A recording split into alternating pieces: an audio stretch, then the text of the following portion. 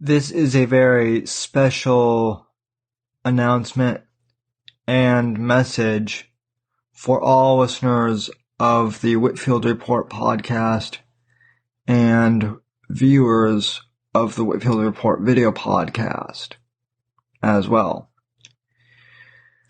I wanted to give a few thoughts on Alex Jones being banned from Apple and Facebook and Google and Spotify. And I was going to do this podcast as a Patreon exclusive podcast for my listeners, but this is such an important topic that I'm making this available for free on YouTube and Anchor and Apple Podcasts and all my other major platforms that I'm on. Earlier this week, Apple, Google, Spotify, and Facebook all banned Alex Jones from their platforms in one way or another. Apple took down 5 out of 6 of the InfoWars podcasts on Apple Podcasts. Alex Jones can no longer access his Facebook pages, any of them. He may still have his personal account. I'm not sure about that.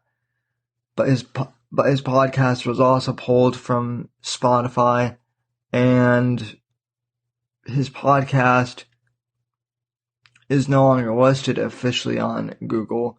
When you search Alex Jones podcast, you'll find a bunch of different articles about the podcast being pulled from these different platforms, but really you can't find links to the podcast from any mainstream sources that are listed in Google. Now, this is very troubling if you believe in free speech. And let me be the first to say, I'm not someone who has always agreed with Alex Jones. I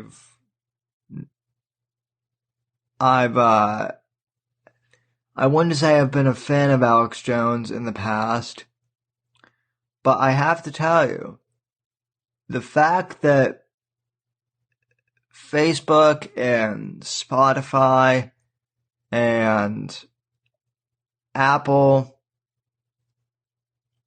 and Google are all trying to ban him, it is actually making me a fan of Alex Jones, believe it or not.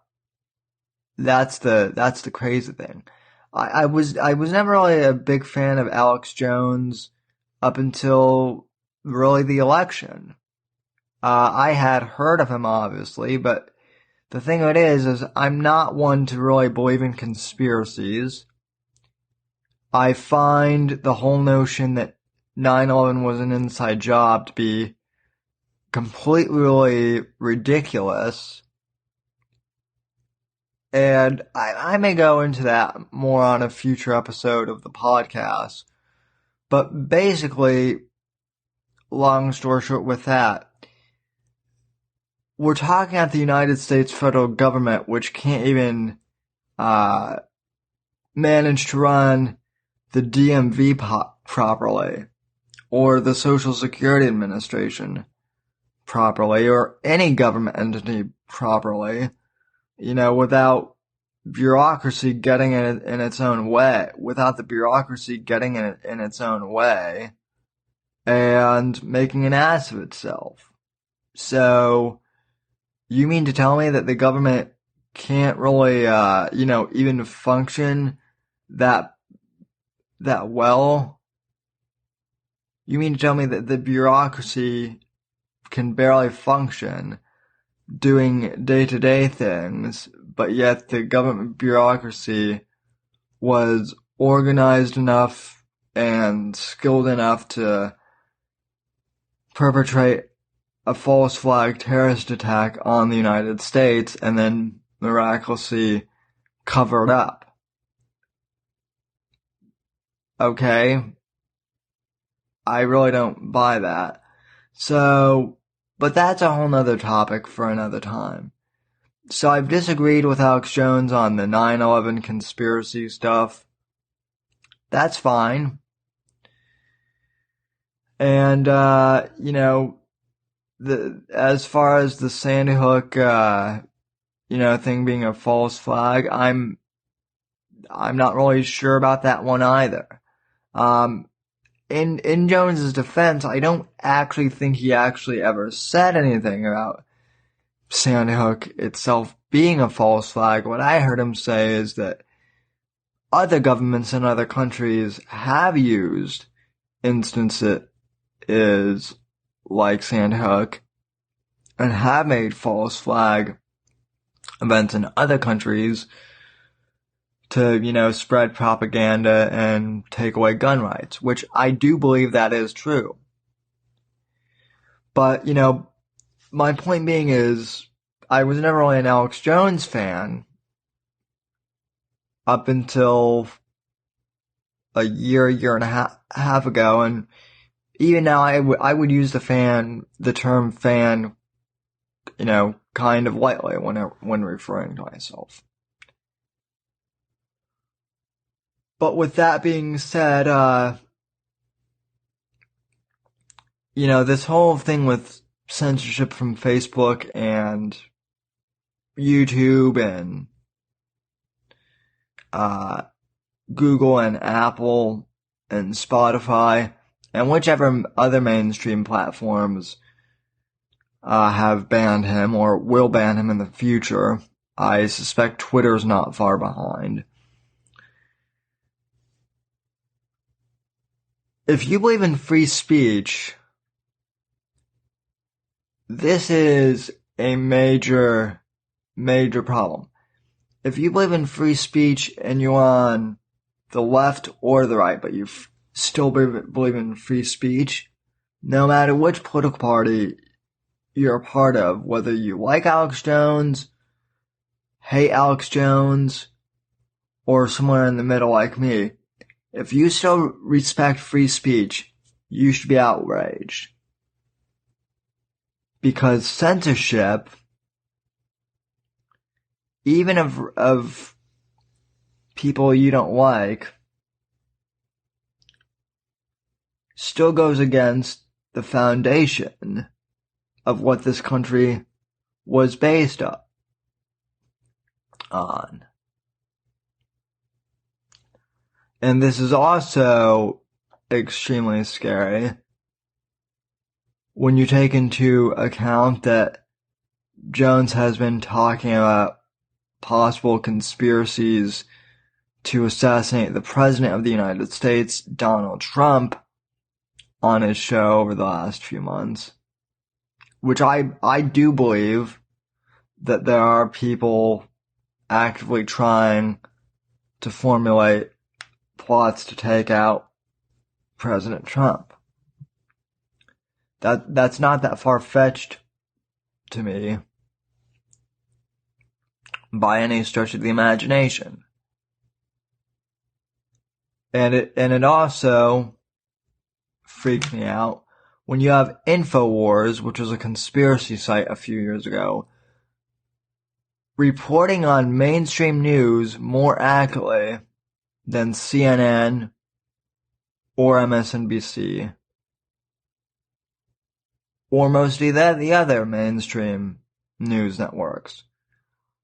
See, that's the other hilarious thing. A few years ago, just 5-10 years ago, Alex Jones was an internet meme for conspiracy theories. And then CNN and the mainstream media went after him during the 2016 election, because he had Donald Trump on his show, and they were trying to discredit Trump at the time. And they saw that Jones had Trump on his show, and so they figured, oh, well, Alex Jones is a conspiracy theorist.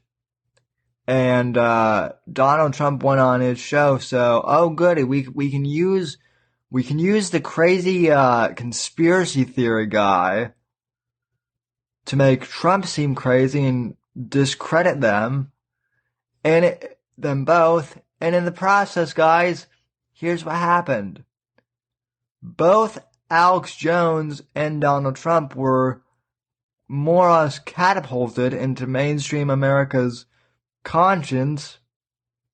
Alex Jones dialed back the conspiracy theory stuff a little bit. It actually started doing real investigative journalism, which I really like. And most mainstream Americans, even myself who, are awake and pay attention to stuff, are like, well, I actually kind of like this Donald Trump guy. And, even me, who I didn't like Alex Jones prior to the election, even I said, well, this guy is actually starting to make a lot of sense now. He's really doing investigative journalism stuff. He is fun to watch how animated he gets. He's not as bad a guy as I thought maybe he was, and this guy is pretty entertaining. So, the media tries to destroy conservatives and cultural libertarians like Alex Jones, like Milo Yiannopoulos, like Gavin McInnes, like myself even, who are smaller personalities. And every time they try and destroy us, we become the counterculture and we become more popular. Now, granted, this isn't about me. I'm not trying to make it about me. What's worrisome about Jones being canned, though, is he's someone who has a huge reach and who has the money as right now to fight back against all this censorship and fight back against the globalist power. But for those of us like myself who are smaller, independent citizen journalists who depend on platforms like YouTube and Facebook and Twitter and Apple Podcasts to get our platforms out and to get our message out, this is really scary. Because if they can censor the big guys like Alex Jones, they can censor the smaller guys too. What's to stop Facebook from banning my Facebook page for the Whitfield Report podcast? What's to stop Twitter from banning my profile that I've had since 2011? And I've built a community around. That was how I first started promoting my podcast a long time ago. And what about when Apple Podcasts or Google blacklist my podcast? What happens then? And I'm a guy who I'm pretty conservative on most things. Like I said, I'm a conservative libertarian. But even some liberals, again, not leftists, but liberals, I try and make the distinction. Even some liberals who don't agree with my politics still like listening to the podcast and watching the show on YouTube. and having, civil discourse about my shows. And so if my show gets pulled, or if any of the other smaller YouTubers get pulled who have podcasts, well, then that's bad for both sides. And as I said before, if they can pull someone like Jones from the platform, who is, deemed by many to be a crazy conspiracy theorist, well, what happens when they start going after more mainstream people? Because all of these Silicon Valley tech people are so far to the left that they believe that anyone even slightly to the right of their far left bent is basically a neo-Nazi.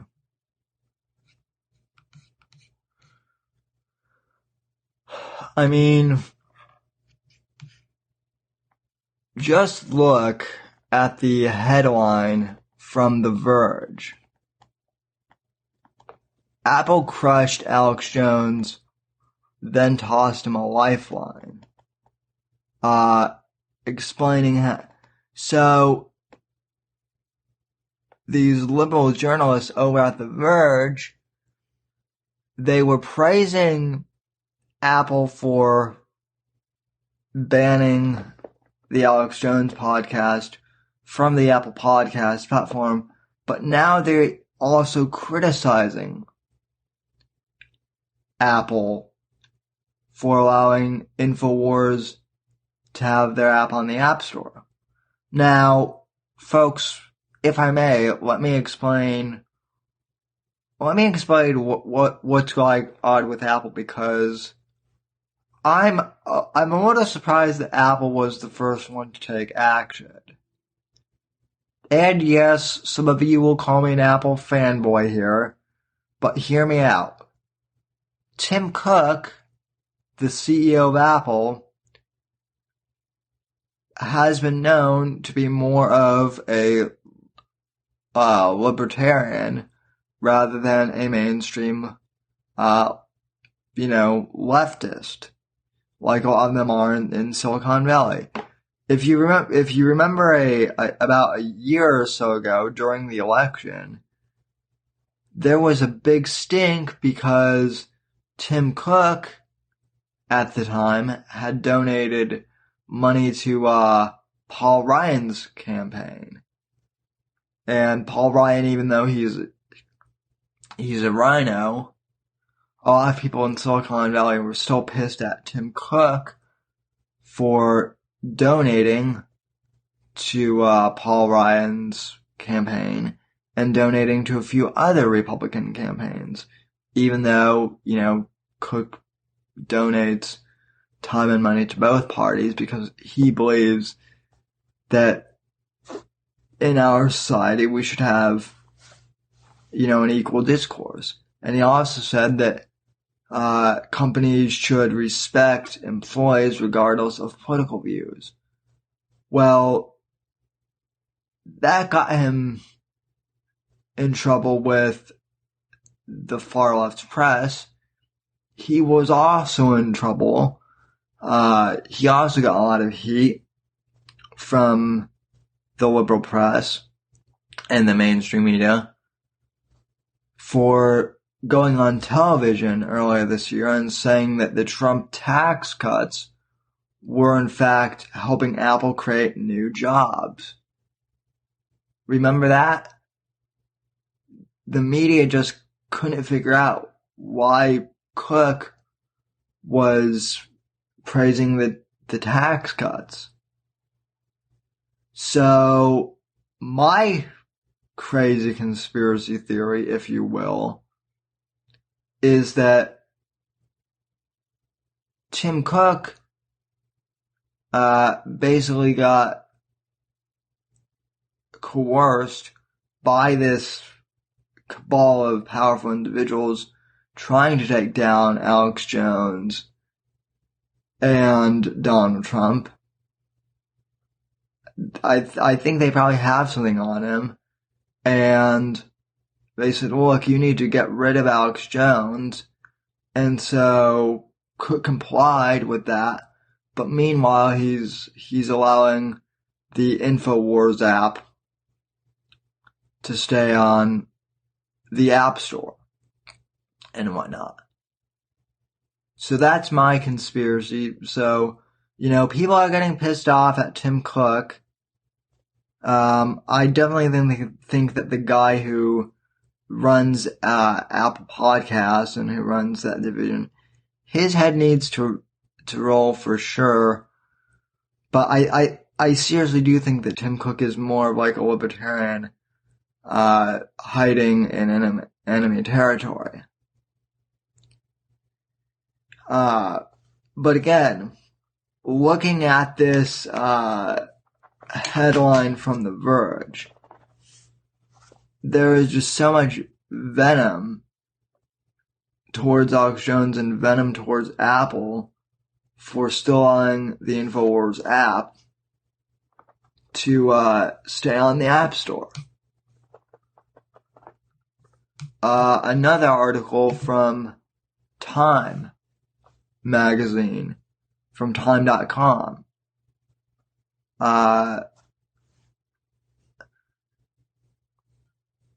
Just absolutely celebrating the fact that Alex Jones was taken down by Facebook and YouTube and Apple.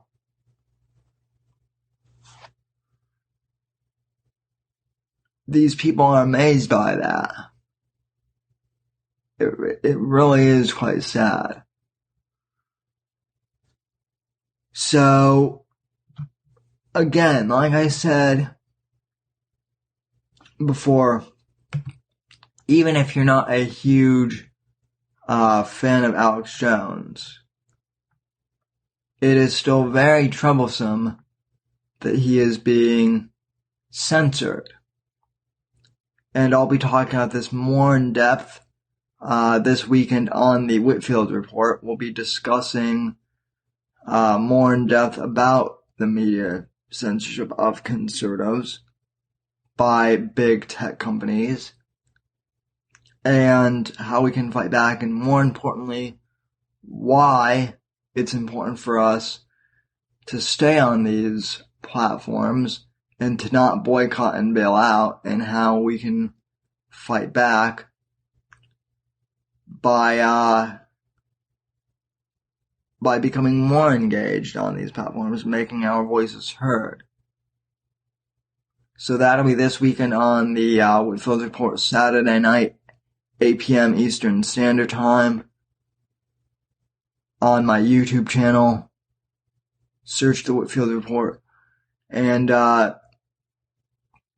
if you like this video on YouTube, please give us a thumbs up, rate, comment, and subscribe.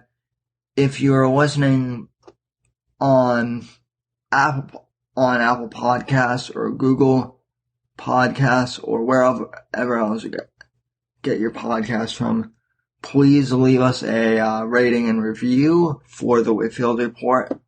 That really helps us. And if you can, please consider going to patreon.com/Whitfield and contributing to Patreon. I just got that started. And for as little as $1 a month, you too can help me create a great podcast and help fight back against the mainstream media, the liberal press, and the globalist cabal. We all need to stick together and fight for free speech and fight for the First Amendment and fight back against big tech. So once again, I'm Sam Whitfield. This has been a shortened podcast for the Whitfield Report. I want to salute each and every one of you who have supported me over the years. Thank you for watching and or listening. Have a great day. God bless. God save this great nation. And I'll see you this weekend on the Whitfield Report. Thank you for supporting us, folks. God bless and God save this great nation.